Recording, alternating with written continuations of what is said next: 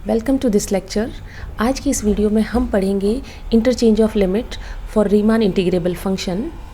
तो चलिए वीडियो को शुरू करते हैं। Let f n be a sequence of real valued functions defined on domain close interval a b. यहाँ पर सीक्वेंस के जो फंक्शंस है वो क्लोज इंटरवल ए बी पे defined and suppose f n belongs to R a b. इसका मतलब है आर ए बी डिनोट करता है कि एफ एन जो है वो रीमान इंटीग्रेबल फंक्शन है ओवर दिस डोमेन। ठीक है, तो यहाँ पर ये क्लोज इंटरवल पे एफ एन जो है वो रीमान इंटीग्रेबल है and f n converging to F.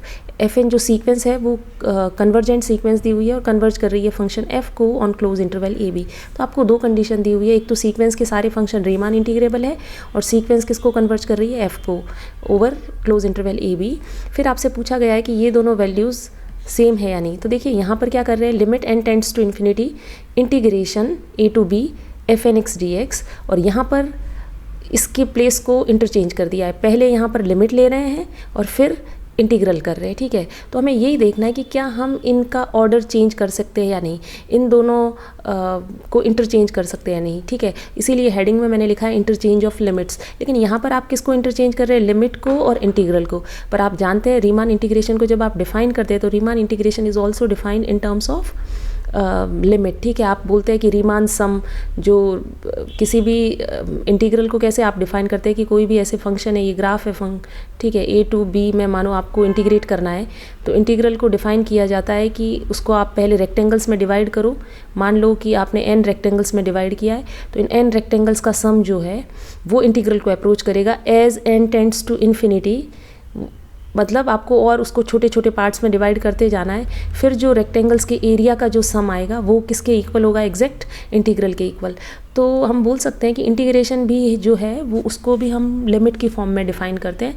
तो ये भी एक लिमिट है और ये भी एक लिमिट है, इन दोनों को हम एक्सचेंज कर रहे हैं, इसलिए इसको बोला जाता है इंटरचेंज ऑफ लिमिट।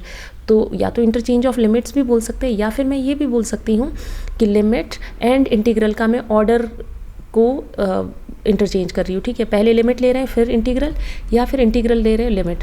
हमको चेक करना है ये दोनों वैल्यूज सेम आएगी या फिर नहीं, या किस केस में सेम आती है। क्योंकि यहाँ पर एफ एन एफ को कन्वर्ज कर रहा है लेकिन वो कन्वर्जेंस की कंडीशन नहीं गिवन है कि वो यूनिफॉर्म कन्वर्जेंस है या फिर पॉइंट वाइज है। तो हम दोनों वन बाय वन डिस्कस करते हैं कि किस केस में सेम रहेगा। ठीक है, पहला हम ये ले लेते हैं कि एफ एन, ये तो आपको गिवन है एफ एन रीमान इंटीग्रेबल है and f n converging to f. मैं पहला केस कंसीडर कर रही हूँ, मान लो यूनिफॉर्म कन्वर्ज कर रहा है तो हम उसके लिए डबल एरो इस तरीके से सिंबल यूज़ करते हैं। अगर डबल एरो लिख रहे हैं तो इसका मतलब है f n converging to f uniformly. ठीक है, सिंगल एरो लिखते हैं उसमें कुछ पता नहीं, या फिर आप पॉइंट वाइज करके ऐसे अलग से लिख सकते हैं। ठीक है, लेकिन डबल एरो जब भी लिखा हुआ है इसका मतलब ही क्या है कि वो यूनिफॉर्म कन्वर्जेंस है, आपको दिया हुआ है over close interval a to b. ठीक है, अब आप थ्योरम जानते हैं रीमान इंटीग्रेशन की कि अगर सीक्वेंस के सारे फंक्शंस रीमान इंटीग्रेबल है और वो यूनिफॉर्म कन्वर्ज कर रहे हैं एफ़ को, तो आपने पढ़ा है एफ़ किस में बिलोंग करेगा, एफ़ भी एक रीमान इंटीग्रेबल फंक्शन होगा and limit N tends to infinity a to b f N x D x, ये किसके इक्वल आपने देखा है, एफ एक्स डी एक्स। ठीक है, ये हमने प्रूव किया है। ये आप मतलब पीछे वाले वीडियो में जाके आप देख सकते हैं इस थ्योरम का प्रूफ, उसमें हमने ये सब किया है कि अगर यूनिफॉर्म कन्वर्जेंस है तो उस केस में ये सब आ जाता है। ठीक है, अब चलिए हम लेफ्ट साइड को कैलकुलेट करते हैं। जब आप लेफ्ट साइड को कैलकुलेट करेंगे limit N tends to infinity a to b f N x D x, तो वो तो किसके इक्वल है, by using that theorem a to b f x D x. ठीक है, वो तो डायरेक्ट आप लिख सकते हैं बाय यूजिंग दैट थ्योरम। और राइट हैंड साइड को जब आप कैलकुलेट करेंगे तो यहाँ पर पहले लिमिट ली गई है फिर इंटीग्रेशन है। तो चलिए करते हैं, A to B limit N tends to infinity F N x D X, इसको कैलकुलेट करना है। तो ए टू बी जैसे ही लिमिट अप्लाई करेंगे, limit of F N F को कन्वर्ट कर रहा है तो लिमिटिंग वैल्यू क्या आएगी, एफ एक्स डी एक्स। तो ये किसके इक्वल हो गया, लेफ्ट हैंड साइड की दोनों वैल्यूज़ इक्वल है। दैट मीन्स आप इस ऑर्डर को इंटरचेंज कर सकते हैं in case of uniform convergence. तो ये कब पॉसिबल है, in uniform convergence it is true. ठीक है, अब हमको देखना है कि क्या पॉइंट वाइज कन्वर्जेंस में मैं ऑर्डर को इंटरचेंज कर सकती हूँ। तो आंसर रहेगा नो। इसके लिए मैं आपको एक काउंटर एग्जांपल देती हूँ। जब भी पॉइंट वाइज कन्वर्जेंस होगी उस केस में ऑर्डर को आप एक्सचेंज नहीं कर सकते। ठीक है, इसके लिए ये एग्जांपल है। यहाँ पर मैंने सीक्वेंस ऑफ फंक्शन कुछ इस तरीके से ली है। एफ एन एक्स जो है वो एक पीस वाइज फंक्शन में मैंने उसको दिखाया है। एक्स 0 to 1 by n जब है तो n square x 1 by n से 2 by n है, तब कुछ फंक्शन इस तरीके से डिफाइंड है, और 2 by n से 1 पे 0। ठीक है। मतलब ये जो एफ एन है ये कहाँ से कहाँ डिफाइन है, क्लोज इंटरवल 0 1 तो आप लिख सकते हैं रियल वैल्यूड फंक्शंस है तो 2R, ठीक है। 0 1 से 0 1 के 3 पार्ट्स किए गए हैं। पहला 0 से 1/n, 1/n से 2/n एंड 2/n टू 1। तो कुछ इस तरीके से 0 to 1/n फंक्शन कुछ n² की टर्म में डिफाइंड है, फिर इसमें फंक्शन अलग से डिफाइंड है, ये वैल्यू है, और 2/n टू 1 जो है वो 0 डिफाइंड है। तो इस तरीके से फंक्शन को 3 पार्ट में तोड़ के दिखाया गया है। ऐसे फंक्शंस को हम कहते हैं पीस वाइज फंक्शन। तो ये सीक्वेंस की nth टर्म है, ठीक है। अब आपको तो क्या करना है, यहाँ पर चेक करना है कि इस केस में भी हम ऑर्डर चेंज कर सकते हैं या नहीं। तो उसके लिए पहले तो आपको इसकी लिमिट देखनी पड़ेगी कि as n tends to infinity ये किसे कन्वर्ज कर रहा है, ठीक है। तो मैं इसको थोड़ा ना आपको बताती हूँ। As n tends to infinity आपको इसकी क्या निकालनी है, लिमिट निकालनी है। अब इसको देखिए, as n tends to infinity तो 0 to 1/n ये इंटरवल तो कहाँ जाएगा, 0 to 1/n, ये तो बिल्कुल 0 to, ये खुद 0 को अप्रोच करेगा, मतलब बहुत ही स्मॉल इंटरवल होगा, या फिर आप बोल सकते हैं नेग्लिजिबल होगा। ये भी 1/n to 2/n it is also, ठीक है। और ये कहाँ से कहाँ हो जाएगा, n टेंड्स टू इन्फिनिटी ये 0 हो जाएगा, ठीक है। तो 0 से 1 में क्या फंक्शन आ रहा है, 0। इसका मतलब as n tends to infinity f(n)x की वैल्यू किसको कन्वर्ज कर रही है, 0 फंक्शन को।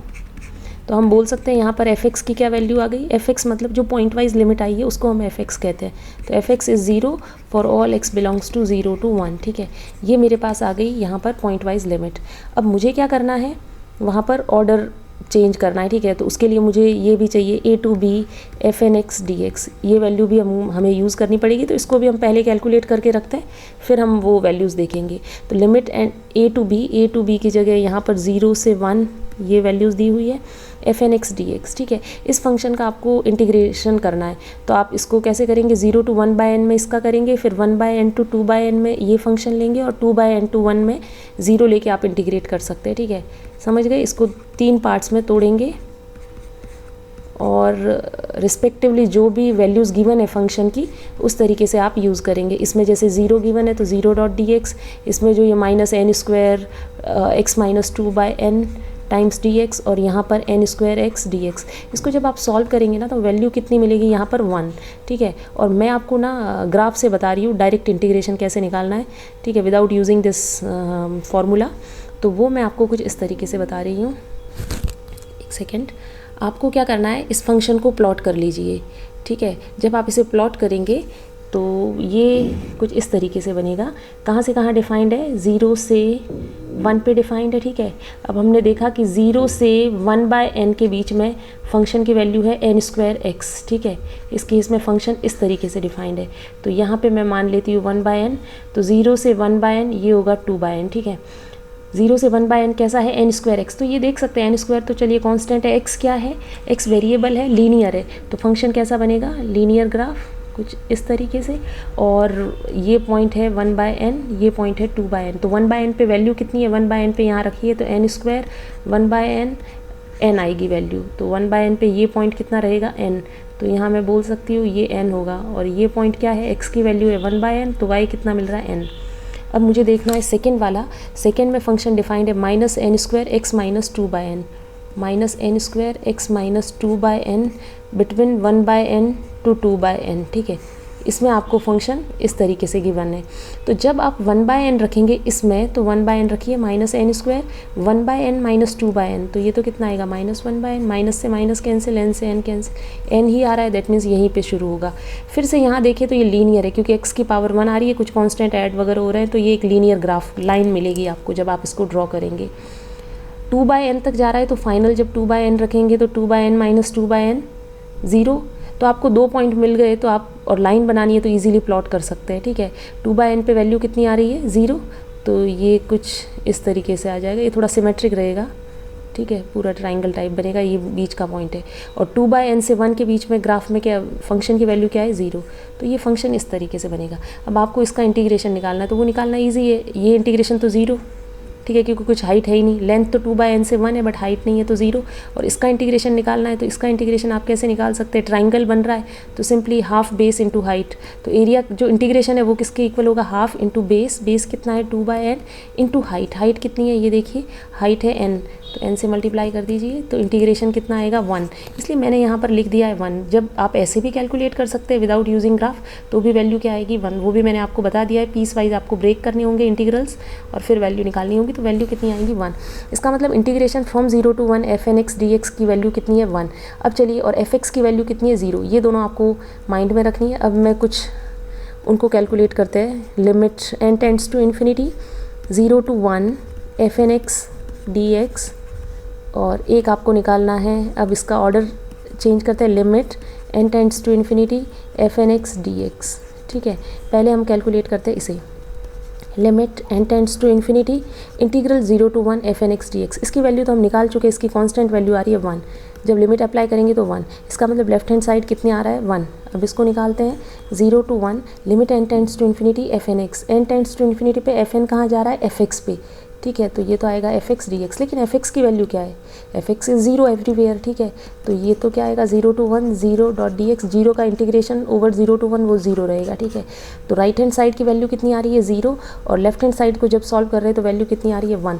दैट मीन्स यहाँ पर ऑर्डर को आप मतलब लिमिट को आप इंटरचेंज नहीं कर सकते, दोनों की वैल्यूज़ क्या आ रही है, अलग अलग आ रही है। तो अगर आपसे ये पूछा जा रहा है तो आप ये निकालेंगे, ये अगर आपसे पूछा गया है तो इसी वे में आपको निकालना पड़ेगा, ऑर्डर को इंटरचेंज नहीं कर सकते। ठीक है, और यहाँ पर आप इजीली देख पाएंगे कि ऐसा क्यों हो रहा है, क्योंकि ये जो कन्वर्जेंस है ये कैसी है, पॉइंट वाइज कन्वर्जेंस है। ठीक है, इसको भी हम प्रूव कर सकते हैं इजीली। मैं यूनिफॉर्म कन्वर्जेंस नेक्स्ट में मैं आपको एग्जांपल करवाऊंगी जहाँ पे पॉइंट वाइज लिमिट ये तो हम निकाल ही चुके हैं, और ये यूनिफॉर्म कन्वर्जेंस क्यों नहीं है वो MN टेस्ट लगा के। अभी वीडियो ज़्यादा बड़ा हो जाएगा, तो यहाँ पर बस हमको यही देखना था कि interchange of limit her case में पॉसिबल नहीं है।